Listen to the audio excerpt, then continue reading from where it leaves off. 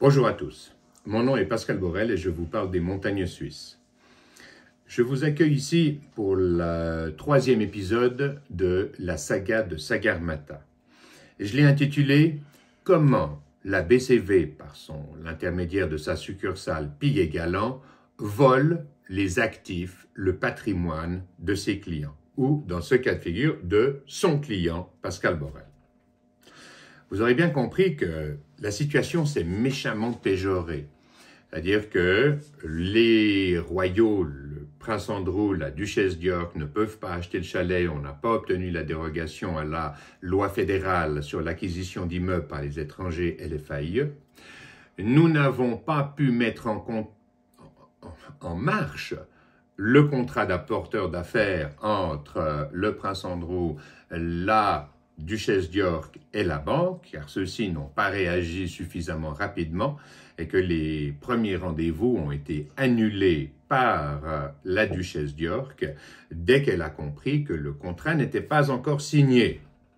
La situation se péjore, la banque comprend qu'elle doit améliorer son bottom line, son compte de pertes et profits, et quand s'approche la première échéance de remboursement, elle sait très bien que je ne pourrai pas rembourser le capital et elle me propose dans un premier temps d'augmenter les taux d'intérêt à 1,3%. Donc elle sait qu'elle commence déjà à déséquilibrer la situation financière, elle le sait parfaitement bien. Je propose à ce moment-là de réduire la taille de l'hypothèque. Ça les ennuie un peu puisqu'ils avaient 6 millions qui étaient bloqués, sur lesquels ils m'ont pris des intérêts pendant des années, mais que je ne pouvais même pas investir dans le marché financier, même dans les grosses capitalisations qui sont moins risquées que les petites sociétés.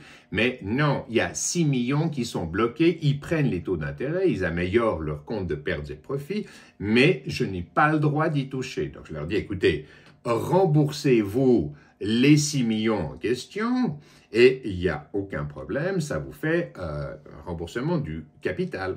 Alors, après négociation, ils acceptent, mais ils en profitent. Je rappelle qu'ils m'ont fait signer quand même 3 amendements au contrat original de l'hypothèque, du contrat d'hypothèque, ce qui on ne fait pas signer 3 amendements au contrat original de l'hypothèque si on est confiant dans ce qu'on fait.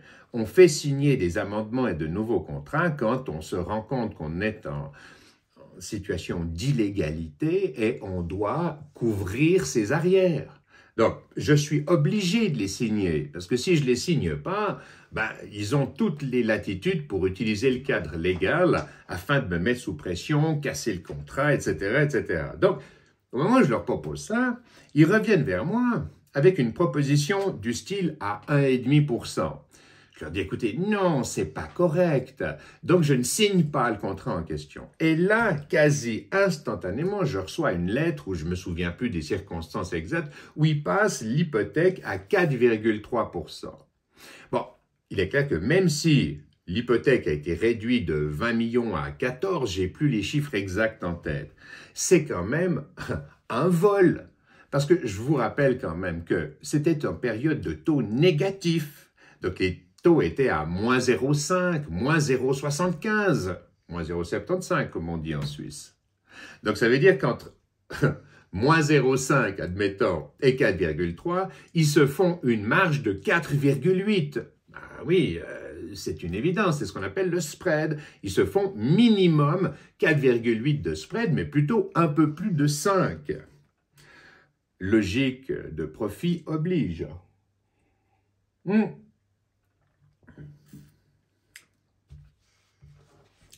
Donc, les royaux ne peuvent plus acheter.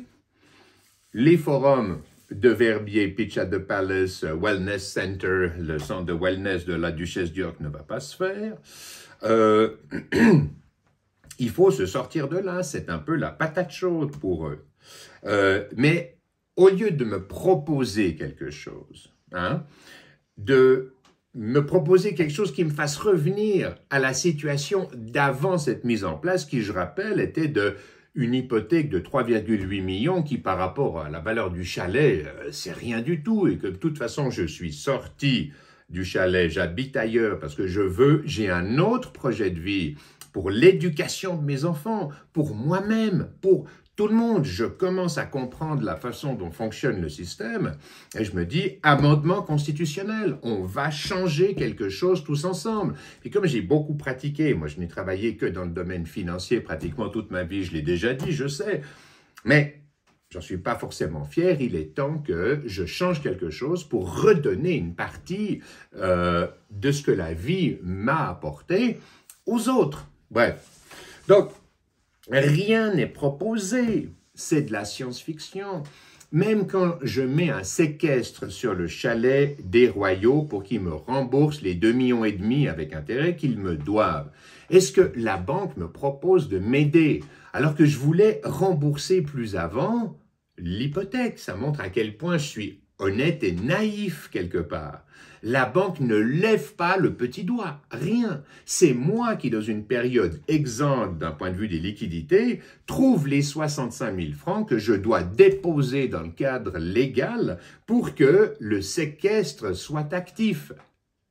Et si le séquestre, bon, c'est une mesure conservatoire, on s'est compris, ça ne prouve pas qu'ils me doivent l'argent, mais j'ai quand même les preuves du transfert de 1,8 million, plus le transfert d'autres montants d'actifs derrière, alors que les Royaux ne m'ont rien envoyé en échange. Ils n'ont pas respecté ni leurs paroles, ni les contrats, ni les emails, etc. Donc on avait avalisé par ce transfert de 1,8 million.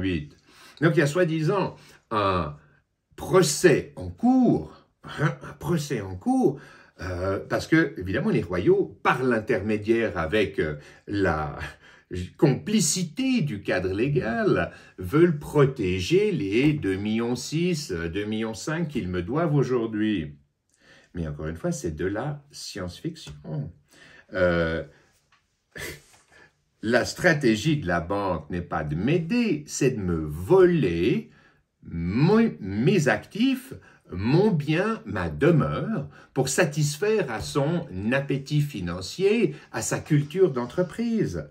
Mais comment est-ce que c'est possible que dans un pays comme la Suisse, le cadre légal ne protège et soit les complices de ça, ne protège pas ses citoyens? Quand j'ai mis le séquestre en marche, rendez-vous compte, c'est un tout petit monde, la Suisse, c'est une famille et on se prête mutuelle assistance en permanence. Je travaille avec l'étude Rusconi, Maître Barbet, et il annule le séquestre parce qu'il pensait que je ne trouverais pas les 65 000 francs qui permettaient de le protéger, mais sans m'avoir consulté.